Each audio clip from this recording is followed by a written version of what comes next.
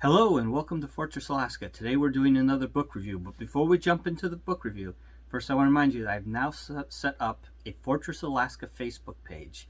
The link is down below, and if you're on my homepage for YouTube, somewhere on the screen, like over here, is a Facebook link. It doesn't show up on my videos, but it is on the home screen. So if you're interested in more information about Alaska, I post pictures of the wilderness, wildlife, things that go around day to day here in Alaska. So there's a lot of general information there on that website, and I'll be adding more periodically as I'm out and about and getting pictures. So let's start. The book review today is on Chassepot to Famas by Ian McCullum of Forgotten Weapons and InRange TV, and it's published by Headstamp Publishing, which is also Ian McCullum.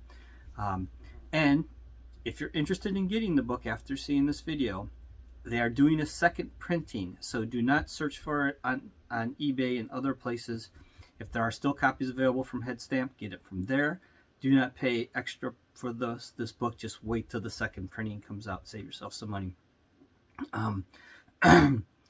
This book is a combination of a history book and a reference book of French-produced and used military rifles from, as the title suggests, from the Chassepot to Famas, 1866 to 2016.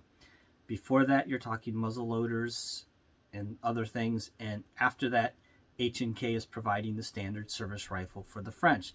So that pretty much is the start and end to French military rifles. So it's all contained in this one history and reference book. The book itself, as you can see, is a piece of artwork. The cover is a very nice layout. The gold and white gilding, or I should say embossing, the gilded edges on the pages. A lot of effort was put into making this book look like something special and not just another book on your library. This is done to show a real quality to the book. So, like I said, the book itself is a piece of artwork.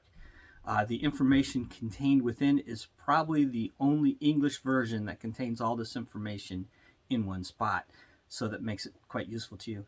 Now, it has the table of contents gives a good overview of what's in it for each book. You can see there's the various index for each rifle, but in each rifle they have it broken down to go the overview of the rifle, its production, serial numbers, models and variations, the mechanics, how the rifle works, the accessories, cleaning kits, etc., the bayonet, its service use with the French, or if it was also sold to other countries, its foreign service use. So it's done that way for each rifle. The photography in the book is utterly amazing. It's some of the best photography you will find in a firearms reference book. This is the photography in this book, I would say, references any tabletop or coffee table book that you might have for its photography.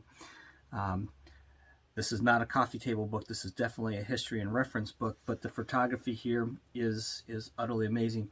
Now, I would also like to note that sometimes there are historical photos, and they are good. You know, they're old black and white photos, but obviously you can't get new photos of, you know, historical French stuff. So, but the actual firearm photos are done very well and show a lot of detail that you could only see by seeing the rifle in person otherwise. So it's very good.